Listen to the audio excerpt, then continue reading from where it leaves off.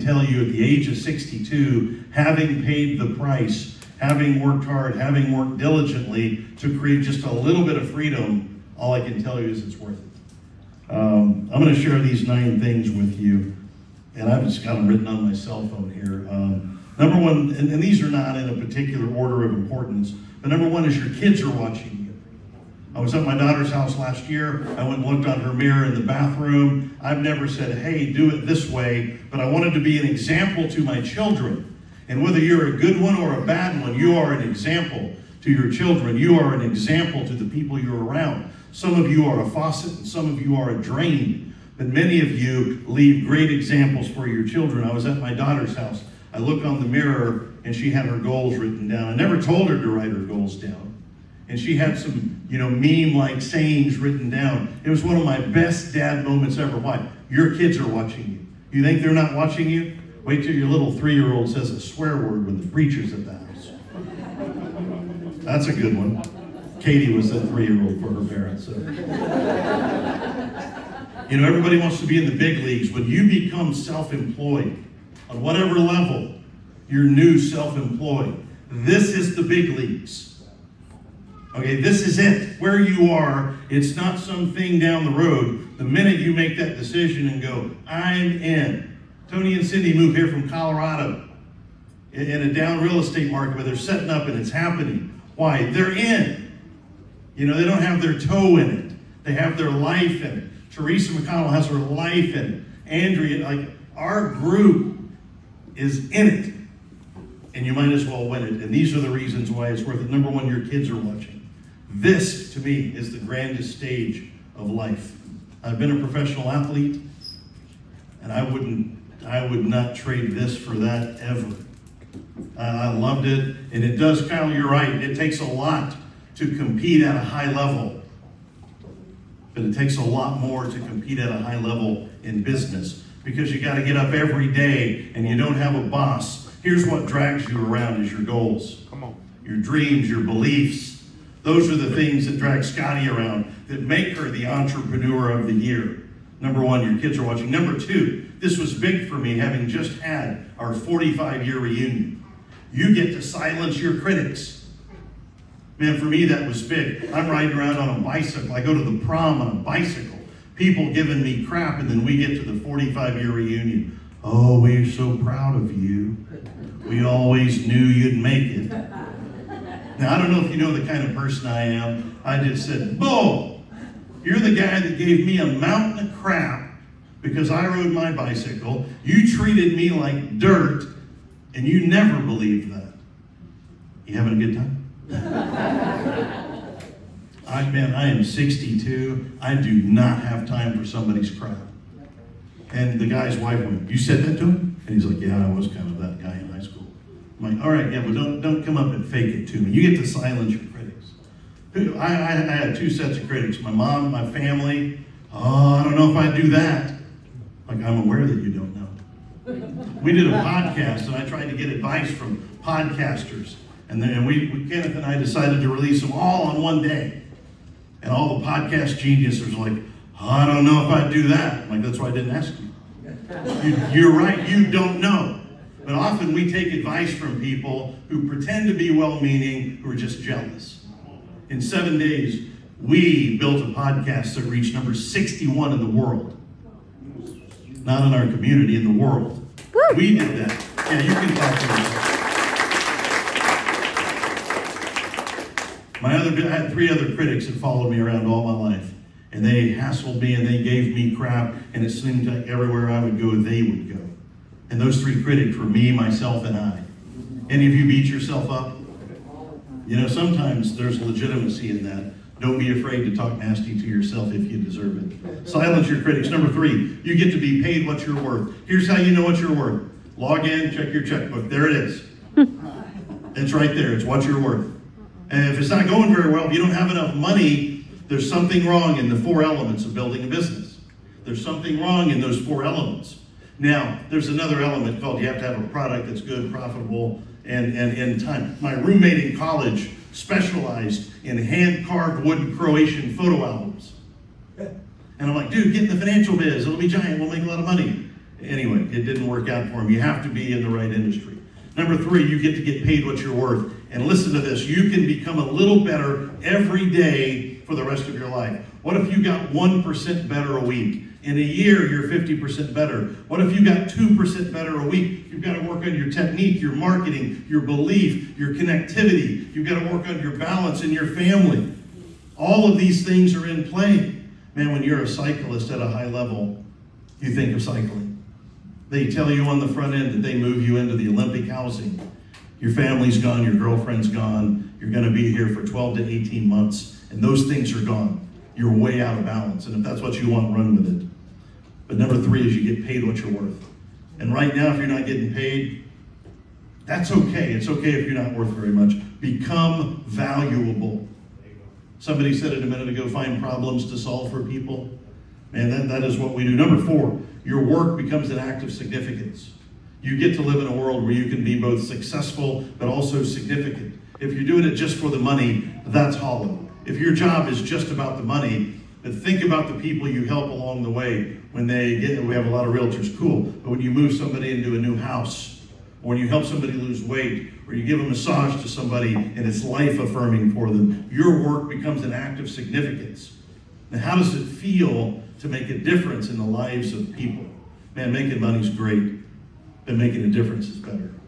I believe that. Number 5, you get to start over every day. Anybody had a start over?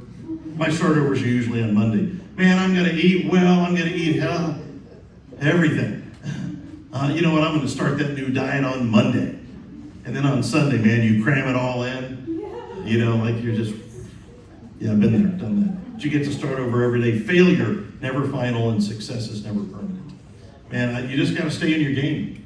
You know, there's no place to coast in this. Number 6, you get to change your family's destiny. That was big for me.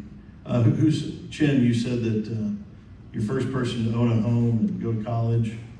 I mean, Chin changed her family's destiny.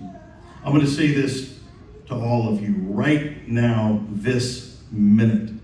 There is somebody in your life waiting for you to step up. They're waiting for you to step up. Many of you have done it. I know many of you, and I know you're bringing it, and you're hitting it hard, and you're doing a great job. But right now, man, there's some of you that are not performing at the level God built you to perform at. I heard this with Jason. We had a men's breakfast, and the pastor said, do you want God to support you or lead you? I'm struggling with that. I'm kind of sorry I went to that breakfast, because now I've been answering that question for 3 days. I'm glad you came. You get to change your family's destiny. And sometimes that destiny changes in a sentence. Change your family's destiny. Number 7, the person you become in the process. Self-development is an all-the-time thing. You got to get a little bit better. Sometimes you have to ask people, would you buy from me? Here's a bigger question. Would I buy from me? You have to ask those questions. Self-development is essential. You can become whoever you want to become by choice, by change, and by force. All right? My mom died thinking I was an idiot. When things were starting to go well, right before she died, she came up to Austin where I was. We went to lunch, and I knew she wasn't long for this world. And she had a newspaper with her.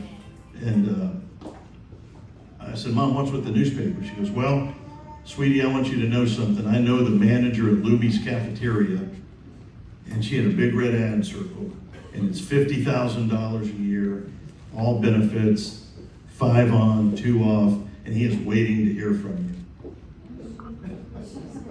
And my business was going at that point. I never talked to my mom about my business. And I'm like, Mom, I'm never going to do that. And she said, why are you so hard-headed? And I said, Mom, I made more money than the president last year. Like, I know you don't believe in me, and you're never going to believe in me, but I don't believe in the way you did it either. Because you've lived the life of a poor person, and now your life is over. My mom died thinking I was an idiot. All she wanted me to do was have security, get a good job, you know, have something you can count on. Here's what I can count on. Me. I can count on you.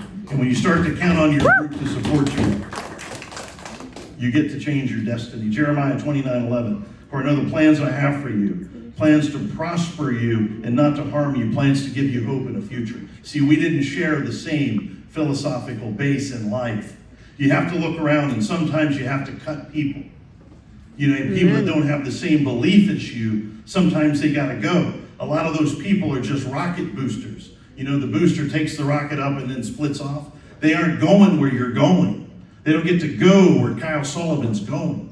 They don't get to live at the top of the chain because they don't want to go there. And usually that's their belief system. I believe the best is yet. I used to say, if you're 40 with potential, you've wasted your life until I turned 40. And then it was like, if you're 50 with potential, whoo, and then I turned 50. And so now I've just erased that whole part of my talk. So, here's the ninth one. And I hope you receive this the right way. You can become wealthy in a way that's okay. You know, a lot of people say, oh, you make too much money, you go to hell. If you know that number, meet with me outside. I want to know the number because I want to make $1 less than that. All right, but I don't believe that. I believe that God gives us massive opportunity, and those opportunities are not about the money. I think the money comes as a result of who we are, and in my world, who we are, I want to be built in His image. So I think as long as we're doing that, God knows our heart. Hey, if you're telling me that you can't make too much money and that it's a bad thing, well, shame on you. If you can make $1 million and you're settling for 40 because you got some holy thing, make the $1 million, give away 960 and live on 40. Right? Become a person of significance. I'm going to read this to you as we wrap up here. Oh, yeah, the bong invite's about to come out as well. And everybody's going to be in the front. I'm going to read this to you. I believe this is from the book of Proverbs. Do you see a man or a woman? I'm just reading from the Bible. Do you see a person skilled in their work? He will stand before kings and queens and not stand before obscure men. If God's calling you obscure, it's at least a possibility. I got to have dinner with the president in Washington, D.C. right after my mom died, and I'm reading this, and I'm like, man, I think I'm on the right track. It's hard to believe in yourself when others don't. And sometimes you just kind of have to, Charlotte, I know that you and I have had many conversations about this. I love the quote from Marianne Williamson. We'll wrap this up here. Our deepest fear is not that we are inadequate. Our deepest fear is that we are powerful beyond measure. It's our light, not our darkness, that most frightens us. We ask ourselves, who am I to be brilliant, gorgeous, talented, and fabulous? Actually, who are you not to be those things? You are a child of God. You playing small does not serve the world. There's nothing enlightening about shrinking up so that other people won't feel insecure around you. We are born to manifest the glory of God within us, and it's not just in some of us, it's within all of us. And as we let our own light shine, we unconsciously give other people permission to do the same. And as we're liberated from fear, our presence automatically liberates others. I hope that my presence liberates you a little bit. We have a moral obligation to succeed. It is time to rise up, live our own dream, and to take charge. And that, my friends, is why it's worth it. I appreciate you all. We have an event coming up Saturday at our house. We have a new member coffee coming up next Tuesday and about 8 other events. I love you guys for being here. Those of you who helped put this together, Katie, thank you for putting up with my crowd for 33 years, 65 days. You have no sense of smell and poor eyesight. And to God, I am thankful for those things. You all have a great day.